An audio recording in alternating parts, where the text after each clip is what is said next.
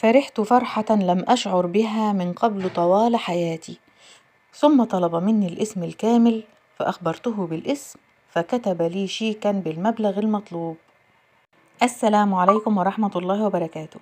معاكم داليا سلام في قصة جديدة إن شاء الله تعجبكم، بس ما تنسوش تدعموني بلايك وشير وتفعلوا زر الجرس علشان إن شاء الله يوصلكم مني كل جديد. وما يحلى الكلام إلا بذكر الرحمن والصلاة على النبي عليه الصلاة والسلام. قصتنا النهاردة بعنوان الدعوة المستجابة كاملة. يحكى أن رجلا كان يعمل في أحد المصانع الكبيرة التي تقوم بصناعة المواد الغذائية، وكان يحصل على مبلغ بسيط جدا، وعندما يستلم الراتب في نهاية الشهر يقوم باقتصاد المال البسيط لكي يكفيهم حتى نهاية الشهر القادم، ويدوب يغطي يوميتهم.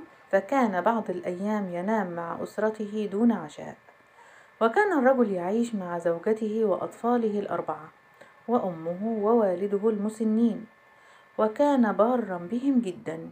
يقول الرجل: كنت أجاهد بكل ما عندي من قوة لكي أعيش أنا وعائلتي حياة كريمة ونظيفة بقدر الإمكان على راتب الشهر البسيط، ولم أشعر يوما بعدم الرضا، وكنت لا أطلب من أحد مساعدة إذا مرض أحد من أفراد أسرتي. فكنا نعيش حياة صعبة جدا، ولكن كنا دوما نحمد الله ونشكره على نعمة الصحة والعافية. وفي أحد الأيام عدت من الدوام بعد صلاة العشاء، دخلت إلى منزلي وجدت الكل يبكي، وكانت أصواتهم عالية جدا، فشعرت بالخوف وذهبت إلى غرفتي مسرعا. وجدت ابنتي الكبيرة وتبلغ من العمر 8 سنوات، وكانت فاقدة للوعي. فقمت على الفور، أخذتها وركضت بها إلى المستشفى، وبسرعة أقبل الأطباء وعملوا لها الفحوصات. وعندما طلعت النتائج كانت الصدمة كبيرة جدا. أخبروني أن طفلتي لديها ورم سرطاني في الدماغ. أجارنا الله وإياكم من شر الأمراض الخبيثة، وجعلنا وإياكم دوما في صحة وسلامة يا رب. لم أستطيع تحمل الصدمة، فشعرت أن الأرض تدور من حولي. ثم أخبروني الأطباء أنه من الضرورة عمل عملية جراحية للمريضة قبل فوات الأوان. نظرت إلى حالي وجدت نفسي لا أمتلك قرشا واحدا، بل كنا في ذلك اليوم سوف ننام دون عشاء، لم يكن أصلا يوجد شيئا لنأكله. ثم أخبرت الطبيب وشرحت له حالتي، فقال لي: لديك يومين كأقصى حد توفر ثمن العملية وإجراءاتها. فتركت زوجتي عند ابنتي وذهبت وأنا أحبس أنفاسي بين حنجرتي. دخلت إلى المسجد وصليت العشاء، ثم انتظرت حتى خرج كل المصلين وبقيت وحدي. ثم سجدت وبكيت وتذللت وشكيت كل همي وحزني لله. وعندما انتهيت عدت إلى المنزل، نمت حتى أذان الفجر، فقمت وتوضأت وصليت الفجر. ثم ذهبت إلى المستشفى أطمئن على طفلتي وزوجتي. ثم ذهبت إلى المصنع، وفي المصنع رآني زميلي شاردا وحزين.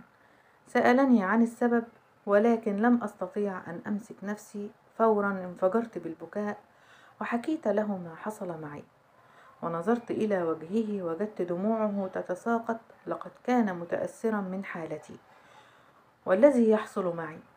فقال لي: انتظر حتى يتفرغ المدير من الاجتماع، ثم اذهب واطلب منه مساعدته، وأخبره أن يقسط المبلغ من الراتب الشهري. بالأول عجبتني الفكرة، ولكن خفت من أن يردني أو يقوم بالرفض، حيث أن مبلغ راتبي صغيرا جدا. انتظرت حتى أكمل المدير الاجتماع، ثم طرقت باب مكتبه فسمح لي بالدخول. فدخلت وكان يوجد رجلا يبان عليه أنه تاجر كبير ولديه شركات، وكان يجلس بجانبه. فقال لي المدير: خير، هل هناك مشكلة؟ أجبته وأنا كلي قلق وخوف، فقلت له: أنا آسف حضرة المدير، ولكن حصل معي ظروف وأنا محتاج إلى المال من أجل أن أجري عملية لطفلتي، وباستطاعتك خصم من نصف مرتبي في كل شهر. ثم أخبرته بثمن التكلفة، فقال: أنا أعتذر، لا أستطيع أن أعطيك كل هذا المبلغ، وخصوصا نحن في نهاية السنة، حيث أن راتبك لا يكفي للتقسيط. فكان قلبي يحترق والوقت يداهمني، وبدون شعور فقلت له وأنا أبكي: سوف أدعو لك دعوة بإذن الله تكون مستجابة، سوف أدعو من الله لك ما تريد، ولن يخيبنا الله، وإذا لم تستجاب افعل بي ما شئت، أنا مستعد، المهم تنقذ طفلتي. فضحك المدير بأعلى صوته ساخرا من قولي، وقال لي: أنا لست بحاجة إلى دعوتك، والآن توقف عن الهراء وعد إلى عملك.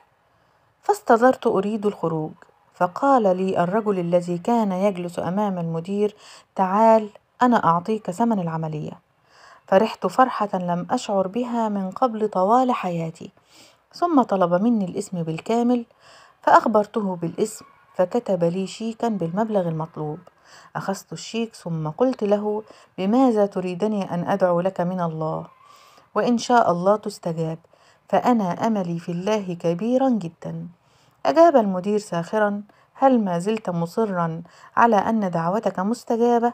ثم قال الرجل الغني: ما دمت أنت مصرا على أن تدعو لي، فادعو من الله أن تحمل زوجتي وتنجب لي طفلا، فأنا لم أرزق بمولود منذ سنين، ولم أترك طبيبا في الداخل ولا في الخارج إلا وذهبت إليه، وتزوجت 3 زوجات ولم تحمل أي واحدة فيهم. هذا هو طلبي من الله، إذا كانت دعوتك كما تقول سوف تستجيب.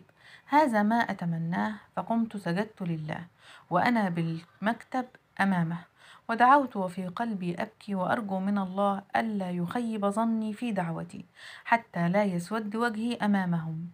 فدعوت له أن الله يرزقه بالذرية الصالحة، وألا يرد دعوتي فارغة.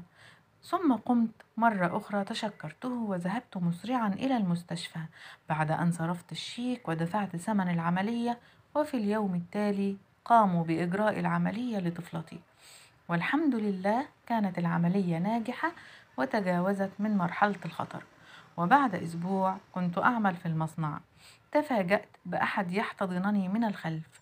نظرت إليه فكان هو ذلك الرجل الغني الذي دعوت له بأن الله يرزقه بالأولاد، وكان المدير يقف بجواره. فقال لي: والله ثم والله، عندما عدت إلى المنزل رأيت زوجتي الأولى متغير شكلها وتشعر بالتعب، فذهبت بها إلى الطبيبة، عملت لها فحوصات فقالت أن زوجتي حامل في شهرها الأول. ومن شدة الفرح صرخت بأعلى صوت: الله أكبر ولله الحمد.